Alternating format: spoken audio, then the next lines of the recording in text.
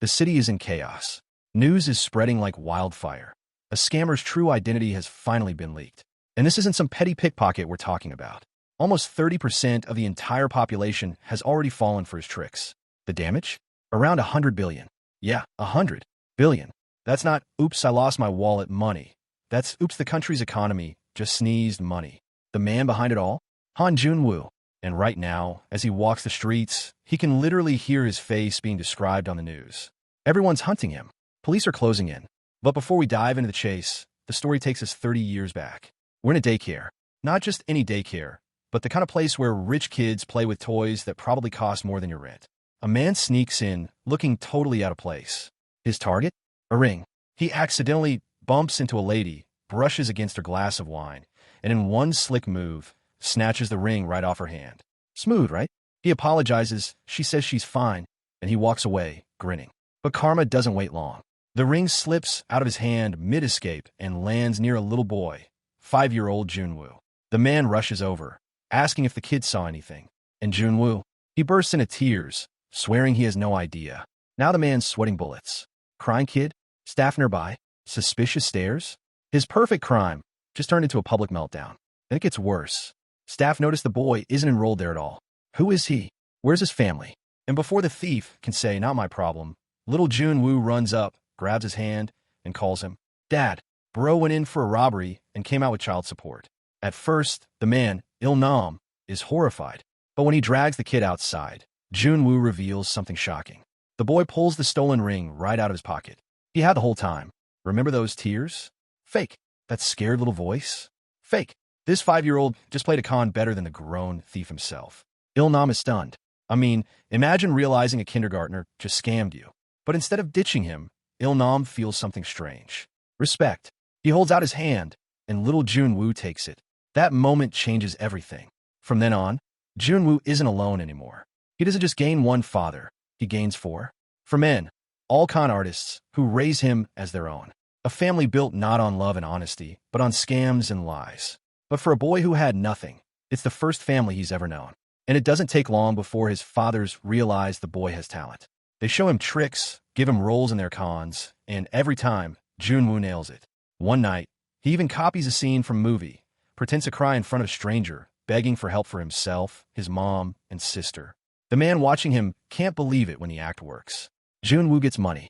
He comes back smiling, asking when he can do it again. Most kids ask for candy. Junwoo asks for his next performance. The boy learns fast. Too fast. Over time, he isn't just following instructions. He's inventing scams of his own. Lies come naturally.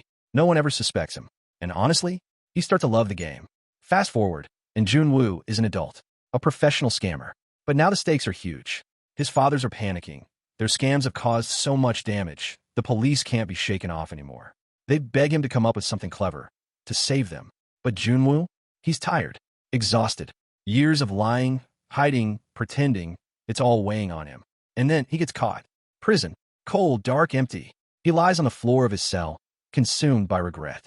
For the first time, he wonders if maybe it really is over. But then something strange happens. He hears voices. He opens his eyes, and suddenly he's not in his cell. He's home. His fathers are there, laughing, calling out to him like nothing's wrong. One hands him a drumstick, telling him to eat up because school is starting soon.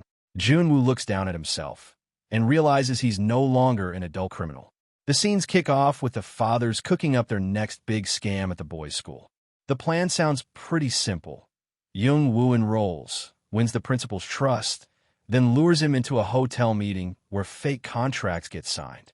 After that, the other two swoop in dressed as mysterious criminals, and boom, the principal has to pay hush money to make the whole thing disappear. But while one father is explaining all this, he notices Jung-woo staring off into space like he's watching a completely different show. Furious, he snaps at him, demanding focus. Classic dad energy. Yell first, explain later. Now here's where things get interesting. Jung-woo already recognizes the building they're talking about. And when he overhears the men joking about him being distracted, or maybe just going through puberty, he starts connecting the dots. Later, standing in front of a bathroom mirror, it hits him. This isn't déjà vu. He's actually gone back in time. 35 years lived, and now he's back in his student body. A literal do-over. One of his fathers barges in, tossing him some papers for the next part of the job. Young-woo immediately spots the danger. It's risky, but apparently his family doesn't see it that way. In fact, they remind him that he has no choice. He can't make friends, can't show his face, can't live a normal life. His only value to them, being their money-making machine. But here's the twist. Underneath all that manipulation, one father actually cares. He suggests a different future for Young-woo. Maybe an office job. Maybe even becoming an actor. For the first time, Young-woo lights up. Acting?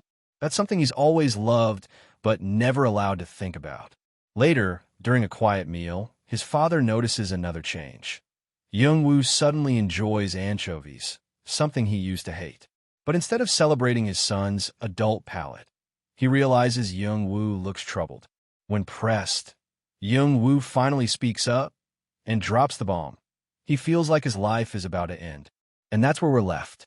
A boy with two fathers who see him as a pawn, one secret chance at a new future, and a terrifying confession hanging in the air. What happens next? Well, let's just say this second chance story is about to get a lot more complicated. The school retreat kicks off, and the staff are busy herding students like sheep on the first day. Among them, Han Jun-woo answers roll call with a casual, "I'll be right there." On the bus, he checks his phone and sees a message from his father. "Have a good trip." For a second, Jun-woo smiles. A rare warm moment. By the time they arrive, it's nighttime and pouring rain. Inside the lodging, one instructor sneaks off with his little survival kit, a stash of alcohol hidden in a box. Because nothing screams responsible adult like smuggling booze to a school trip. But his secret happy hour gets interrupted when Jun-woo barges in, furious. He claims his room's too noisy and just wants some peace. The instructor, offended, demands his name in class, then grabs him by the collar. Big mistake. Jun-woo slaps his hand away, leaving the man stunned that a student dared to fight back. That's when things escalate. The collar shifts, and the instructor spots a tattoo on Jun-woo's neck. Suddenly, he's questioning if this kid's tied to criminals. Jun-woo stays calm, basically daring him to call his teacher. Panicked, the man runs out instead, faster than anyone expected. Alone, Jun-woo notices the stash of drinks and helps himself. Kid's like, "Thanks for the hospitality." Meanwhile, the staff return to the room, now suspicious of their colleague. They find bottles, cans, and cigarettes scattered everywhere. The man denies it, but nobody's buying his story. And worse, Jun-woo has vanished. Where is he? Out in the rain, standing by the sea, staring at the waves. He reflects on everything. How every little game he's played always ends the same. For years, he's pretended his life was like a movie. But now, the truth hits him. He's just a criminal. Drinking the last drops of liquor, Jun-woo decides this is it. Today it ends. He steps closer to the cliff, closes his eyes, and accepts the rain washing over him. That's when the staff finally find him. They shout for him to come back, to step away from danger. But Jun-woo doesn't move. Instead, he spreads his arms, takes one last step back, and lets himself fall into the abyss. And as he's plunging, he thinks this is the real ending of his story. The movie of his life, unraveling for good. We jump from chaos to calm. On a sunny day in the city, inside a small theater, two men stress over a performance that's supposed to start in 5 hours. Problem? The star actor hasn't even shown up. Refunds, angry ticket buyers, it's a mess. The man in charge, Ju Mansik, isn't just some theater manager. He used to be a member of the National Assembly. Yeah, politics. But after years of betrayal, scandals, and getting burned by people he trusted, he left that world behind. Now, he runs this modest little theater. At first, it worked. He scouted unknown actors, trained them up, and gave audiences raw talent instead of big names. But there's a catch. As soon as these actors gain a bit of fame, they ditched him for bigger companies. Imagine training Pokemon for months, and the second they evolve, they run off to another trainer. Frustrated, Mansik wanders the halls, only to hear voices from behind a door. He opens it and finds a familiar face, a teenage boy sitting alone in the theater. Jun-woo. He's been here before, always dressed oddly, always dropping cash after watching films. Pretty much the theater's most loyal mystery customer. Mansik tries asking his name, but the boy brushes it off, says he's 17, not in school, and apologizes for sneaking in to watch. He even offers money again, but Mansik notices something more concerning, an injured wrist. When he questions it, Junwoo shrugs it off, clearly used to hiding pain. Instead of pushing him away, Mansik does something different. He awkwardly offers him a chance to stay, look at scripts, maybe even heal up before leaving. Surprised, Junwoo accepts, and the two end up at a diner. Over food, Mansik admits he doesn't get why a kid like this wastes himself on dangerous work. He sees potential, good looks, presence, something more. Then he shows Junwoo a brand new script. Curious, Junwoo flips through a few pages and quietly reads lines to himself. Mansik, impatient, snatches it back. He doesn't want spoilers for his own play. But here's the shock. In just 1 minute, Junwoo memorized the lines perfectly. He starts describing the opening scene in detail, word for word, and even gives his opinion that the script doesn't quite suit this theater. Mansik is floored. He was expecting a blank stare, maybe a polite "it's good." Instead, this boy not only memorized the script instantly, he saw something Mansik himself hadn't. The diner goes quiet. Mansik leans forward and asks the obvious question. Then, how should the play happen? Junwoo doesn't just read the script. He redesigns it. Over dinner, he calmly explains that while the characters' meeting works as written, the stage is too cramped for all that walking and talking. He suggests subtle tweaks, adjusting movement, adding pauses, and saving the punch with a dramatic entrance. Mansik sits there stunned. This boy, barely reacting, just casually rewrote the whole mood of his play like it was nothing. Meanwhile, Junwoo's more focused on his food than the genius moment he just dropped. But Mansik can't let it go. He spreads the script out and begs him to keep going. Junwoo analyzes everything: character positions, lighting tones, even the timing of each line. He talks about the temperature of colors, like it's second nature. And Mansik realizes this isn't random talent. This is stage direction-level insight from a kid who's only been watching plays for 3 weeks.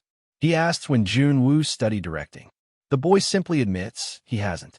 In fact, he only came to theater because there's no movie theater in town. Mansik feels his hands tremble. 3 weeks, and this boy already sees deeper than professionals. Pushing further, Mansik asks him to try acting next. Junwoo refuses. He doesn't know the actors well enough. He explains that real direction isn't just about lines. It's about subtle habits and expressions. To prove his point, he tells Mansik to smile in front of a mirror. Turns out, Mansik's pupils dilate when he smiles. Perfect for playing a creepy killer. Junwoo basically says, "Congrats, you're accidentally terrifying." Mansik is floored, while Junwoo laughs it off as a joke and gets ready to leave. He thanks him for the meal and walks out, leaving Mansik hypnotized by what just happened. But the next morning, Junwoo's back to reality, at his construction job, demanding the wages he's owed. $587, overdue. The bosses laugh in his face, insisting times are tough and he'll never see that money. They assume he'll just swallow it because he's young, broke, and alone. Junwoo stays calm, even friendly, but you can see the storm behind his eyes. He knows they're stealing from everyone, not just him. He's about to let it slide when suddenly the door bursts open, and standing there is Mansik. But the real question is, can Junwoo truly escape his past, or is it already chasing him? Tell us what you think in the comments, and don't forget to subscribe for the next part.